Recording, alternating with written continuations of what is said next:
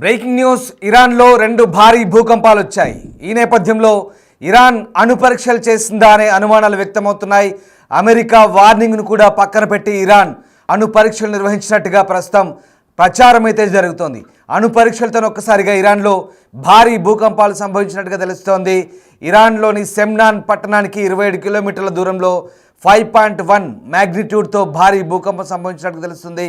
2 భారీ భూకంపాలతో ఒక్కసారిగా ఇరాన్లోని కొన్ని ప్రాంతాలు భూ ప్రకంపనలకు లోలైనటువంటి పరిస్థితులు అయితే కనబడతా ఉన్నాయి. అణుబాంబును పరీక్షించినట్టుగానైతే ప్రచారం జరుగుతోంది. ఇజ్రాయెల్, ఇరాన్ హెచ్చరికలను బేఖాతరు చేస్తూ ఇరాన్ ఈ అణుబాంబు పరీక్షలు చేయడం వల్లే భూకంపాలు సంభవించినట్టుగా ప్రస్తుతం దీనికి సంబంధించినటువంటి వాదనలు వినిపిస్తున్నాయి. ఇరాన్ సౌత్ వెస్ట్ ఏరియాలోని సెమ్నాన్ సిటీకి 27 కిలోమీటర్ల దూరంలో భారీ భూకంపం సంభవించింది. ఇక అణుబాంబు తయారీకి ఇరాన్ సిద్ధంగా ఉందని ఇప్పటికే అమెరికా, ఇజ్రాయెల్ అనుమానాలు వ్యక్తం చేస్తున్నాయి. ఇరాన్ ఇప్పటికే అణుబాంబును తయారు చేసిందని, దాడుల నేపథ్యంలో దాన్ని పరీక్షించిందని ప్రచారం జరుగుతుంది. ఈ పరీక్షల నేపథ్యంలోనే ప్రస్తుతం ఈ 2 భారీ భూకంపాలు సంభవించినట్టుగా చెప్తున్నారు. అణుబాంబులను పరీక్షించడంతో ఆ తీవ్రత ఒక్కసారిగా 5.1 మ్యాగ్నిట్యూడ్తో భూకంపం 5.1 తీవ్రతతో రిక్టర్ స్కేల్పై నమోదైంది. ఈ నేపథ్యంలోనే సెమ్నాన్ నగరానికి నైరుతి దిశలో 27 కిలోమీటర్ల దూరంలో ఈ భూకంపం సంభవించినట్టుగా చెప్తున్నారు. ఇక ఒక్కసారిగా భారీ భూకంపం సంభవించడంతో ప్రస్తుతం దీనికి సంబంధించి అయితే ఒక ఆసక్తికర చర్చ అయితే సాగుతోంది.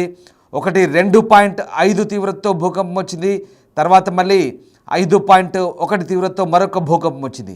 అయితే టెహ్రాన్ వివాదం తీవ్ర స్థాయిలో ఉన్న ఈ సమయంలో ఈ భూకంపాలు సంభవించిన పరిస్థితులు, ముఖ్యంగా అణు కేంద్రాల వద్ద జరిగిన నష్టాన్ని చూపించే ఉపగ్రహ చిత్రాలు ఏవైతే ఉన్నాయో వాటికి ఆ ఊహాగానాలకు అనుగుణంగానే ప్రస్తుతం ఈ భూకంపాలు సంభవించినట్టుగా మనకు అర్థమవుతుంది.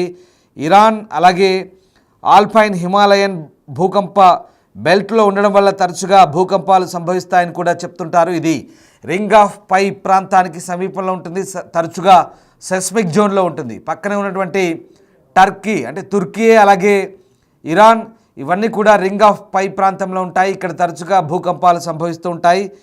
ఆల్పైన్ అలాగే హిమాలయన్ భూకంప బెల్ట్ అంటే ఇక్కడ ఆల్పైన్ టెక్టిక్ ప్లేట్స్ అంటారు. ఆ టెక్టిక్ ప్లేట్స్లోని కదలిక వల్ల ఈ భూకంపాలు వస్తాయంటున్నారు. కానీ ఇప్పుడు సడన్గా ఈ భూకంపాలు 2 ఎందుకు సంభవించాయి? 4 రోజుల కిందట ఒక భూకంపం సంభవించింది, అది 2.1 తీవ్రతగా ఉంది. సరిగ్గా మళ్ళీ 4 రోజుల తర్వాత అంటే శుక్రవారం రోజు 5.1 తీవ్రతతో భూకంపం సంభవించింది. ఇది అణుప్రేరిత భూకంపాల తరంగాలను ఉత్పత్తి చేస్తాయన్నట్టుగా చెప్తున్నారు. సహజంగా పిఎస్ తరంగాలు అనేటువంటివి సహజ తరంగాలుగా చెప్తారు, కానీ అణుప్రేరిత భూ ప్రకంపనలు పి తరంగాలను ఉత్పత్తి చేస్తాయని చెప్తున్నారు.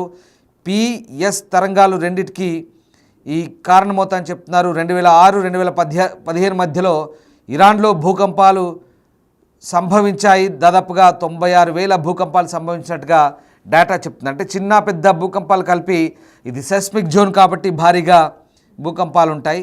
అయితే ఇస్లామిక్ దేశం అలాగే ఇజ్రాయెల్ మధ్య ఉద్రిక్తత తారాస్థాయికి చేరుకున్నప్పటికీ ఇరాన్ను వరుసగా 2 భూకంపాలు తాకాయి. శుక్రవారం రాత్రి 9 గంటల 19 నిమిషాలకు ఉత్తర ఇరాన్లో 5.1 తీవ్రతతో భూకంపం సంభవించింది. ఇజ్రాయెల్ దాడుల తర్వాత ఫోర్డో సమీపంలో 2.5 తీవ్రతతో ఫోర్డో సమీపంలో 1 భూకంపం వచ్చింది. తర్వాత 5 రోజులకు మళ్ళీ ఈ భూకంపం సంభవించినట్టుగా చెప్తున్నారు. ఇక ఈ నేపథ్యంలోనే ప్రస్తుతం తాజా ఆ భూకంపానికి సంబంధించి అయితే అనేక అనుమానాలు వ్యక్తమవుతున్నాయి. స్క్రీన్పై మీరు చూస్తున్న భూకంప కేంద్రం ప్రస్తుతం సెమ్నాన్ నగరానికి 27 కిలోమీటర్ల దూరంలో ఉన్నటువంటి భూకంప కేంద్రం. అది రిక్టర్ స్కేల్పై 5.1 తీవ్రతతో ప్రస్తుతం ఈ భూకంపం నమోదైంది. శుక్రవారం నాటి భూకంపం సెమ్నాన్కు నైరుతి దిశలో దాదాపు 36 కిలోమీటర్లు అంటున్నారు. 10 కిలోమీటర్ల లోతులో 10 కిలోమీటర్స్ డెప్త్ అలాగే 5.1 మ్యాగ్నిట్యూడ్గా ఇది ఉంది. టెహ్రాన్ అలాగే ఇతర ప్రాంతాలకు సమీపంలో ఈ ప్రకంపనలు సంభవించాయి.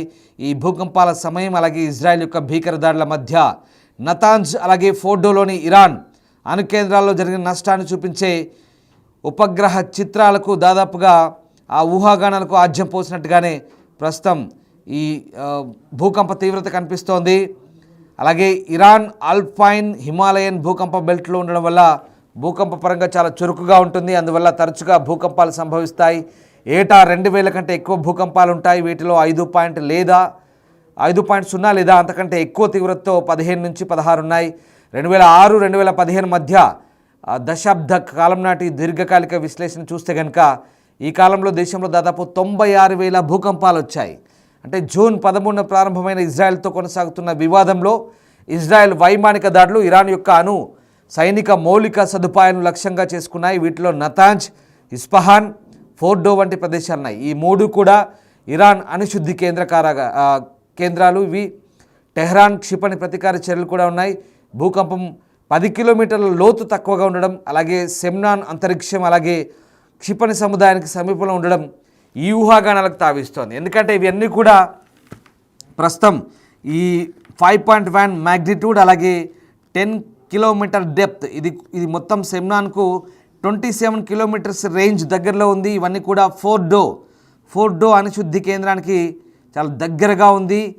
ఆ ప్రభావం ఇక్కడ పడిందా అనే వాదనలు అయితే వినిపిస్తున్నాయి. ఎందుకంటే సెమ్నాన్ క్షిపణి సముదాయానికి కూడా దగ్గరగా ఉన్నట్టుగా చెప్తున్నారు. అయితే ఇది భూకంప డేటా, ఇది సహజ సంఘటనని సూచిస్తున్నప్పటికీ కూడా సహజ లేదా అణుప్రేరిత భూకంపాలపైన ప్రస్తుత నిపుణులు కొంత విశ్లేషిస్తున్నారు. అణు కార్యకలాపాలు, ముఖ్యంగా భూగర్భ అణుపేలులు, పేలుడు దగ్గర టెక్టోనిక్ ఒత్తిడిని విడుదల చేయడం ద్వారా భూకంపాలను ప్రేరేపిస్తాయి. ఖచ్చితంగా ఎగ్జాక్ట్లీ ఇప్పుడు అదే డౌట్లు వస్తున్నాయి. ఎందుకంటే అణు పరీక్షల తీవ్రత చాలా తీవ్రంగా ఉంటుంది. అణు పరీక్షలు కనుక చేస్తే ఈ భూగర్భంలో అది ఎంతటి తీవ్ర పేలుళ్ళు అంటే ఏకంగా భూకంపంతో సమానమైనటువంటి పేలుళ్ళు ఉంటాయి. అది పీ తరంగాలను సృష్టిస్తాయి. ఇప్పుడు ఈ టెక్టోనిక్ ప్లేట్ల కదలిక కూడా ఇది అణుప్రేరిత కదలికలుగానే అనుమానాలు వ్యక్తమవుతున్నాయి. ఎందుకంటే ఇప్పటికే ఇస్ఫహాన్, నతాంజ్లో భారీ దాడులు జరిగాయి. ఇక ఫోర్డోలో కొంత స్వల్ప దాడులు జరిగాయి. ఇప్పుడు ఫోర్డో అణు కేంద్రాన్ని బేస్ చేసుకొని ఇరాన్ ఈ అణు పరీక్షలు జరిపినట్టుగా కనుక నిర్ధారణ జరిగితే ఇది ఖచ్చితంగా అణు పరీక్షలతో వచ్చిన భూకంపంగానే మనం పరిగణించాల్సి ఉంటుంది. యునైటెడ్ స్టేట్స్ జియోలాజికల్ సర్వే ప్రకారం ఇటువంటి పేలుళ్ళు భూకంప సంఘటనలను ప్రేరేపించకాలని ఇవి సాధారణంగా పేలుడు కంటే చాలా చిన్నవిగా ఉంటాయి. అలాగే పేలుడు జరిగిన ప్రదేశం నుంచి కొన్ని 10 కిలోమీటర్ల పరిధికి మాత్రమే పరిమితం చేయబడతాయి. భూకంపాలు సాధారణంగా తక్కువ తీవ్రతను కలిగి ఉంటాయి. అలాగే సహజమైన వాటికంటే తక్కువ ప్రకంపనలు కలిగి ఉంటాయని చెప్తున్నారు. ఇక భూకంప శాస్త్రవేత్తలు తరంగ నమూనాలను విశ్లేషించడం ద్వారా ఈ సంఘటనలు వేరు చేయవచ్చు. సో ఇందాక చెప్పినట్టుగా అణు విస్ఫోటనాలు ప్రధానంగా పీ తరంగాలను ఉత్పత్తి చేస్తాయి. సహజ భూకంపాలు మాత్రం పీ అండ్ ఎస్ తరంగాలను ఉత్పత్తి చేస్తాయి. అణు విస్ఫోటనాల ద్వారా ఉత్పన్నమయ్యే భూకంప తరంగాలు సహజ భూకంపాల నుంచి భిన్నంగా ఉంటాయని చెప్తున్నారు. సో బర్క్లీ సిస్మాలజీ ల్యాబ్, అలాగే న్యూక్లియర్ టెస్ట్ సిస్మోగ్రామ్లో కంప్రెషన్ తరంగాలు ఆధిపత్యం చెలాయిస్తాయని చెప్తున్నారు. సో మొత్తం మీద ఇది ఈ జూన్ 15 ఫోర్డో సమీపంలో 2.5 తీవ్రత సంబంధించిన భూకంపాలు సైనిక చర్యలతో సమానంగా ఉన్నాయి. అయితే సమగ్ర అణుపరీక్ష నిషేధ ఒప్పంద సహనిపుణుల విశ్లేషణ ఇవి సహజ నమూనాలతో సమలేఖనం అవుతున్నాయని నిర్ధారించింది. సో ఈ నేపథ్యంలోనే ప్రస్తుతం ఈ భూకంపానికి సంబంధించి ఇంకా పూర్తి స్థాయిలో నిర్ధారణ కావాల్సి ఉంది. ఎందుకు జరిగాయి భూకంపం, ఏ రకంగా వచ్చింది, అణు పరీక్షలతో వచ్చిందా లేదా సహజంగా వచ్చినటువంటి భూకంపాలు అనేది నిర్ధారణ కావాల్సి ఉంది. ఈ నేపథ్యంలోనే ఇక సెస్మాలజీ నివేదికలు కూడా చెప్తున్నాయి సహజ భూకంపం అని. దీనికి సంబంధించి అయితే పూర్తిస్థాయి నిర్ధారణ అయితే కావాల్సింది. ప్రస్తుతానికైతే ఇజ్రాయెల్, అమెరికా హెచ్చరికల నేపథ్యంలో ఇరాన్ అణు పరీక్షలు చేయడంతోనే ఈ భూకంపాలు వచ్చినాయనే అనుమానాలు, ప్రచారం అయితే సాగుతోంది.